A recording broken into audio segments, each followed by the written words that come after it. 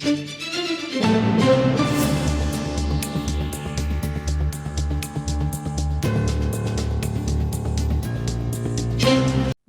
జిల్లా ఖానాపురం మండలం అశోక్ నగర్లో ధ్వంసమైన శివాలయాన్ని బీఆర్ఎస్ నేత హరీష్ రావు పరిశీలించారు. ఈ సందర్భంగా ఆయన మాట్లాడుతూ గుప్త నిధుల కోసమే ఆలయాన్ని ధ్వంసం చేశారని ఆరోపించారు. మిత్రులందరికీ నమస్కారం. రాష్ట్రంలో రేవంత్ రెడ్డి పాలనలో బడులే కాదు గుడుల విధ్వంసం కూడా జరుగుతూ ఉంది. రేవంత్ రెడ్డి గారికి బడులంటే పట్టదు, గుడులంటే లెక్కలేదు. ఆనాడు కేసీఆర్ గారి ప్రభుత్వం బడులు బాగు చేయాలని మన ఊరు మన బడి పథకాన్ని ప్రారంభిస్తే రేవంత్ రెడ్డి గారు రాగానే అర్ధాంతరంగా మన ఊరు మన బడి పథకాన్ని నిలిపివేశారు. ఇవాళ బడులలో రేవంత్ రెడ్డి గారి పుణ్యమాని రోజు రోజుకు విద్యార్థుల సంఖ్య తగ్గుతూ పోతా ఉంది.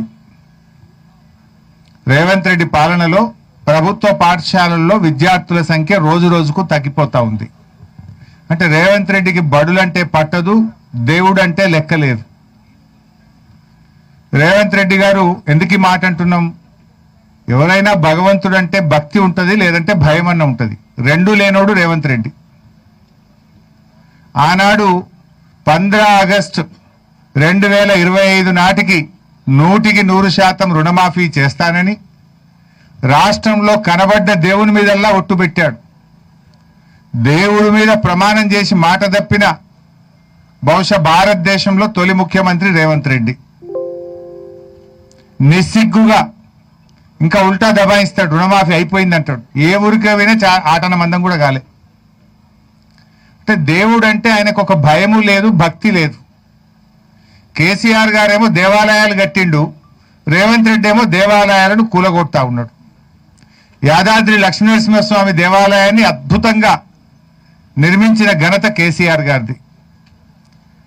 హైదరాబాద్లో విశాఖ పీఠానికి అద్భుతమైన సరస్వతి దేవాలయానికి స్థలాలిచ్చింది కేసీఆర్ గారు. కానీ రేవంత్ రెడ్డి ఏం చేసిండు?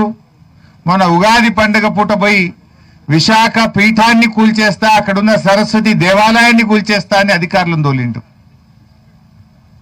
ఇవాళ వరంగల్ జిల్లా నర్సంపేట తాలూకా ఖానాపూర్ మండలం అశోక్ నగర్లో 800 ఏండ్ల కింద నిర్మించిన కాకతీయ రెడ్డిరాజులు నిర్మించిన గణపతి దేవుడు నిర్మించిన అద్భుతమైన శివాలయాన్ని కూల్చివేసినారు.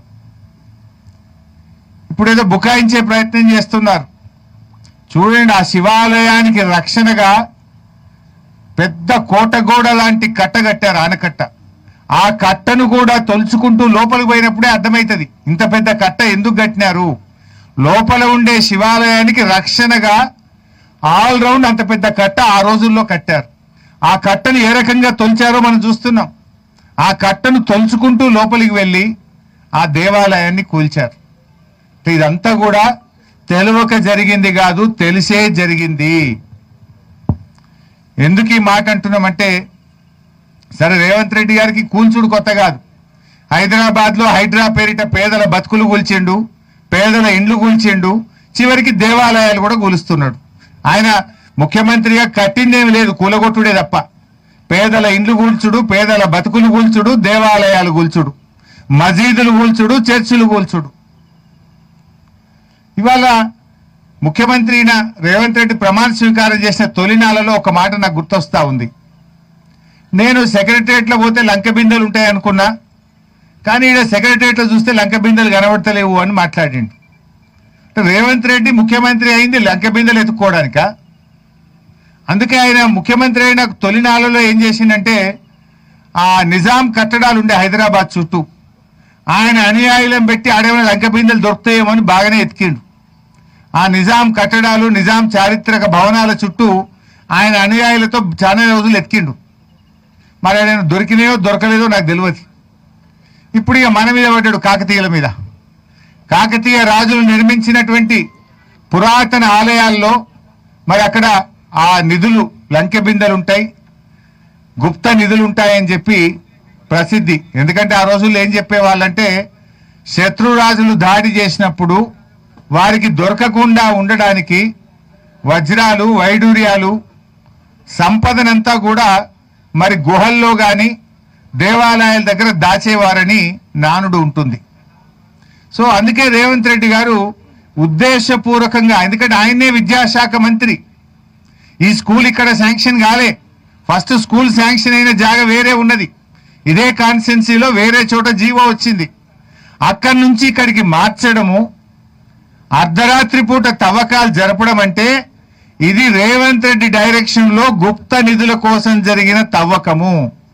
గుప్త నిధుల వేటలో 800 ఏండ్ల చారిత్రక సంపద శివాలయాన్ని కూల్చివేసిండు ఇవాళ రేవంత్ రెడ్డి గారు. ఇవాళ ఎందుకు ఈ అనుమానాలు వస్తున్నాయంటే మేం చెప్పడం కాదు, ఇది జిల్లా అధికారి, జిల్లాకు చెందిన assistant director department of heritage and culture Bujji గారు, ఆయన కలెక్టర్ గారికి రాసిన లేఖ ఇది. ఈ వరంగల్ జిల్లా హెరిటేజ్ అధికారి బుజ్జి గారు రాసిన లేఖ. ఇందులో ఆయన ఏమంటాడంటే స్పష్టంగా గర్భగుడి కింద ప్రాచీన ఆలయ ప్రదేశాల కింద సాంప్రదాయకంగా ఉంటాయని నమ్మే గుప్త నిధులు లేదైనా విలువైన వస్తువుల కోసం ఈ తవ్వకాలు జరిపి ఉండవచ్చును అని మేమనడం లేదు. ఈ జిల్లా అధికారి కలెక్టర్ గారికి కంప్లైంట్ చేశారు, పురావస్తు శాఖ అధికారి కలెక్టర్ గారికి కంప్లైంట్ చేశారు. 7వ తేదీ కంప్లైంట్ చేస్తే ఇవాళటి వరకు ఎఫ్ఐఆర్ కాలేదు, ఇవాళటి వరకు కలెక్టర్ గారు చర్యలు తీసుకోలేదంటే దీని వెనుక రాష్ట్ర ప్రభుత్వ పెద్దలు ఉన్నారు కనుకనే కలెక్టర్ గారికి ధైర్యం చాలతలేదు.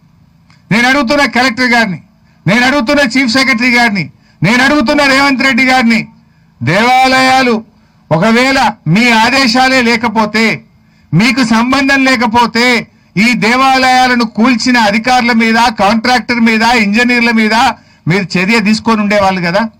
మీరు ఇప్పటిదాకా చర్య తీసుకోలేదంటేనే ఇది మీ కనుసన్నల్లో మీ ఆదేశాలతో జరిగిందనే ఈ ప్రాంత ప్రజలు అనుకుంటా ఉన్నారు.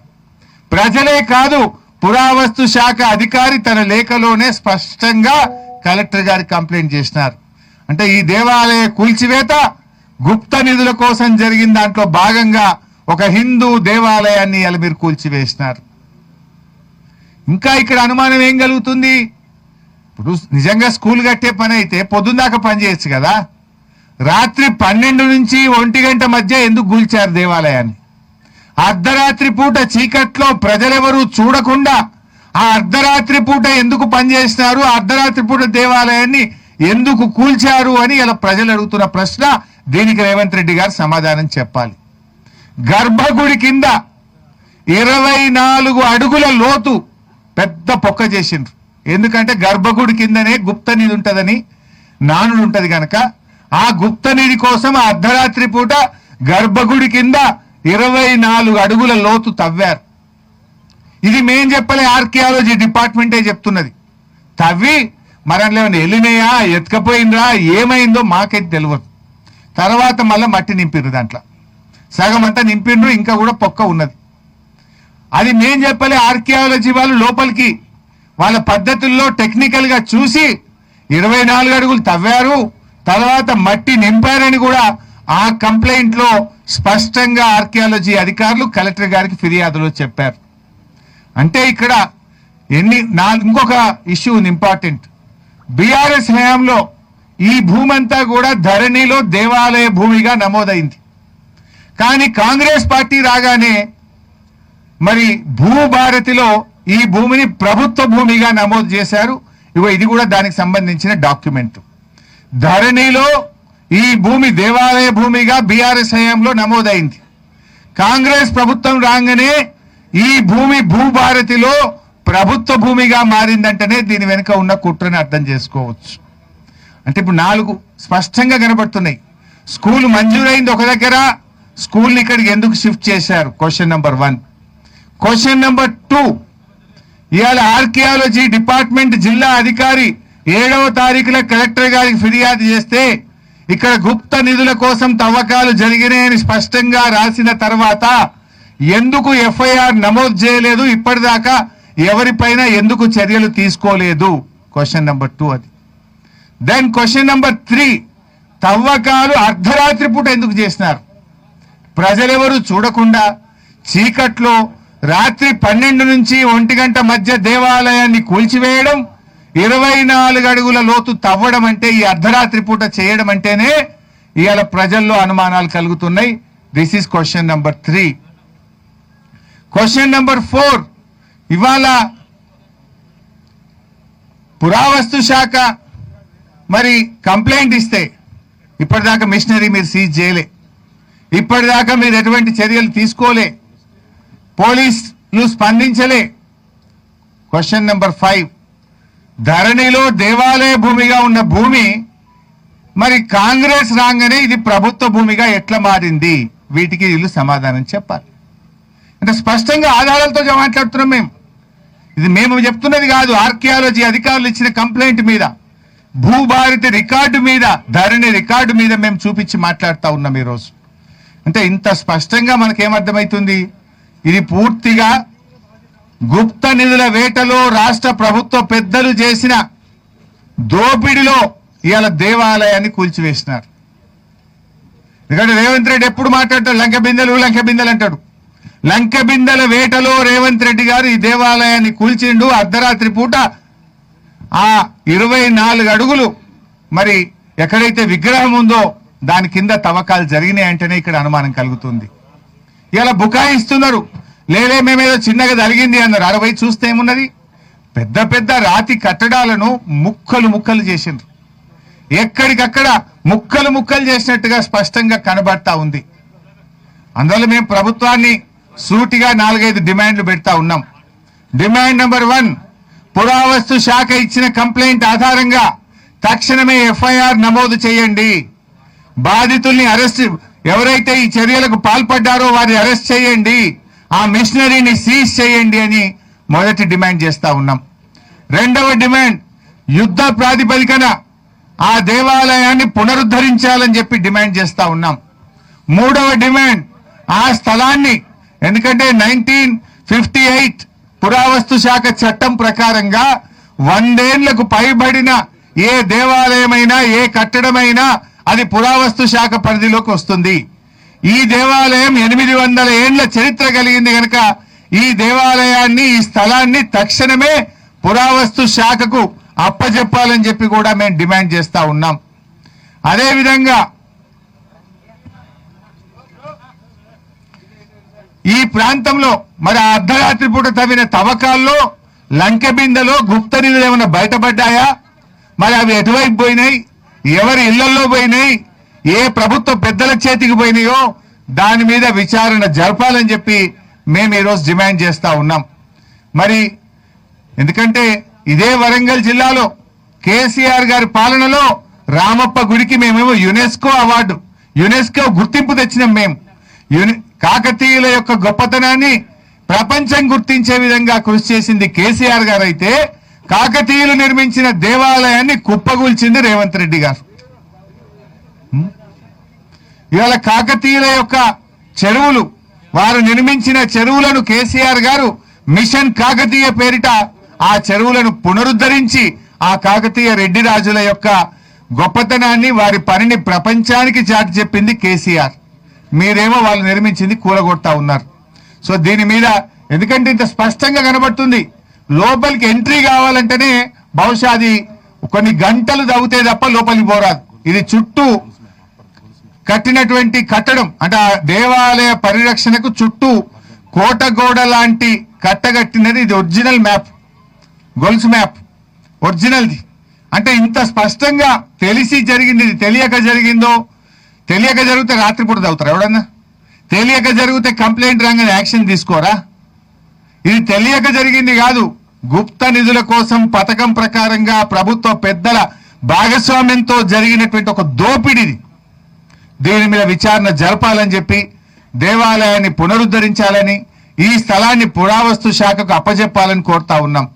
ఇక్కడ శాసనాలు కూడా ఉన్నాయి స్పష్టంగా. ఆ శాసనాలు, ఈ టెంపుల్కి సంబంధించి ఎప్పుడు కట్టారు ఈ టెంపుల్, ఈ భూమిని ఎవరు దానం చేశారు, ఈ దేవాలయాన్ని గణపతి దేవుడు నిర్మించాడనే శాసనం కూడా అక్కడ ఉంది. దాన్ని కూడా తునకలు చేసి పారేసిండ్రు. అయితే ఈ స్కూళ్ళకు సంబంధించి ఇంకో విషయం చెప్పాలి. ఇంట్లో పెద్ద అవినీతి జరిగింది. రేవంత్ రెడ్డి అంటేనే అవినీతి కింగ్. ఇవాళ మొత్తం ఇప్పటి వరకు రాష్ట్రంలో 76 ఇంటిగ్రేటెడ్ స్కూల్ టెండర్ అయింది. 76 స్కూల్ టెండర్ అయింది. ఏ టెండర్ చూడు 4.86 ఎక్సెస్, 4.9 ఎక్సెస్, 4.96 ఎక్సెస్, 4.99 ఎక్సెస్. ఇది 76 స్కూళ్ళ లిస్టు రిలీజ్ చేస్తున్నా.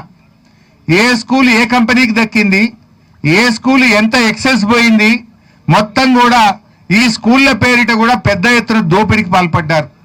ఎక్సెస్ అమౌంటే 494 కోట్ల 1 లక్ష రూపాయలు. ఎక్సెస్ మీద పోయిందే 494 కోట్ల 1 లక్ష రూపాయలు ఎక్సెస్ పోయింది. అంటే ఎంత అవినీతికి పాల్పడుతున్నారు. అంటే ఒక్క టెండర్ అయినా మైనస్ పోదా? 76 స్కూల్ టెండర్ పిలిస్తే ఒకటైనా 1% ఎక్సెస్, 1% మైనస్, 4% మైనస్, లేదా 2% ఎక్సెస్, 3% ఎక్సెస్ ఉండద్దా? అన్ని స్కూళ్ళు 4.96 ఎక్సెస్, అన్ని స్కూళ్ళు 4.86 ఎక్సెస్. ఈ నర్సంపేట స్కూల్ కూడా ఎంత పోయిందంటే ఎక్సెస్, నర్సంపేట ప్యాకేజ్ 8 ఇది 4.86 ఎక్సెస్. 136 కోట్లు ఉంటే 142 కోట్లు అయింది. ఇది కూడా 4.86 ఎక్సెస్ పోయింది. అంటే ఇదంతా విద్యాశాఖలో రేవంత్ రెడ్డి కనుసన్నల్లో జరిగిన స్కామ్. దీన్ని కూడా బయట పెడతా ఉన్నాం. 76 స్కూళ్ళు అన్ని కూడా తన అనుయాయులకు 4.96% ఎక్సెస్ లో దాదాపు 500 కోట్ల ప్రభుత్వ ధనాన్ని లూటీ చేసిండ్రు.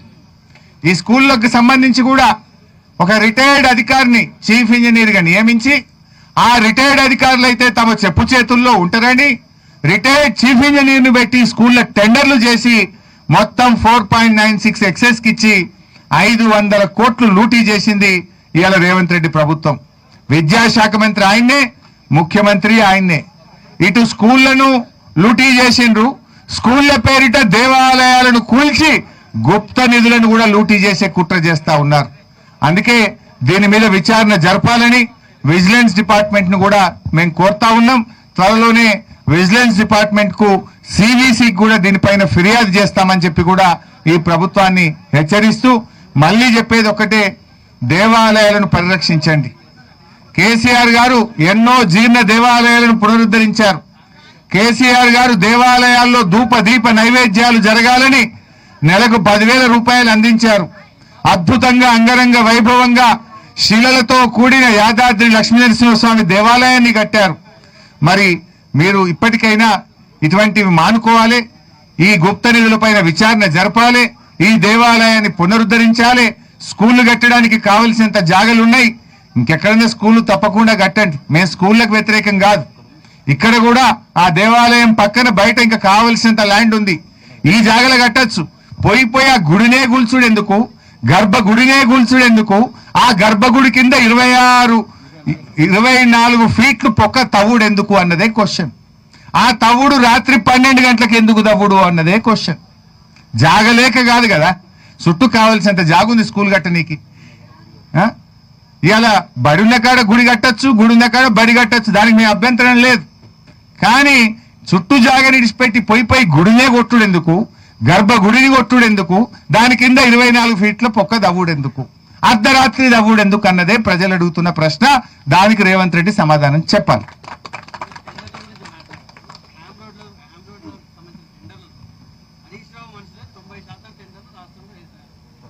రాష్ట్రంలోని 4 కోట్ల మందికి నాకు ఆత్మీయులే.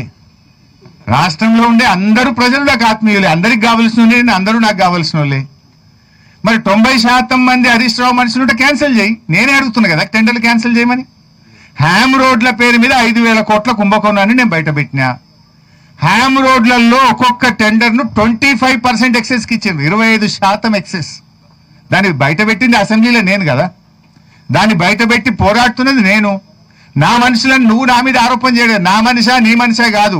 అది రాష్ట్ర సంపద, రాష్ట్ర ప్రజల కష్టము, రాష్ట్ర ప్రజల చెమట చుక్కలతో రాష్ట్ర ప్రభుత్వానికి వచ్చే ఆదాయము. అందులో 5,000 కోట్ల రూపాయలు 25% ఎక్సెస్ కు హ్యామ్ రోడ్ లో టెండర్లు కట్టబెడుతున్నారు. పంచాయతీరాజ్ లో R&B శాఖలో 25% ఎక్సెస్ తో టెండర్లు కట్టబెడితే 5,000 కోట్లు ప్రభుత్వ ఖజానాకు బొక్కబడుతున్నది. మరి రేవంత్ రెడ్డి నువ్వు టెండర్లు క్యాన్సిల్ చేయి, నా మనుషులు అంటున్నావు కదా. నా మనుషులా నువ్వేదో తప్పించుకుంటాంటే నేను ఇడిచిపెట్టేది లేదు. నీ మనుషులా నా మనుషులా కాదు కావాల్సింది, పారదర్శకత కావాలి. ప్రజల యొక్క సొమ్ము వృధా కావద్దు. ఆ టెండర్లను రద్దు చేయి. ఆ 25% ఎక్సెస్ ఇవ్వద్దు. మన రాష్ట్రంలో 5% కంటే ఎక్కువ టెండర్లు ఎప్పుడు బీఆర్ఎస్ హయాంలో ఇవ్వలేదు. ఆ నిబంధన దాంట్లో పెట్టు. మొబిలైజేషన్ అడ్వాన్స్ రద్దు చేయమని మేము డిమాండ్ చేస్తున్నాం.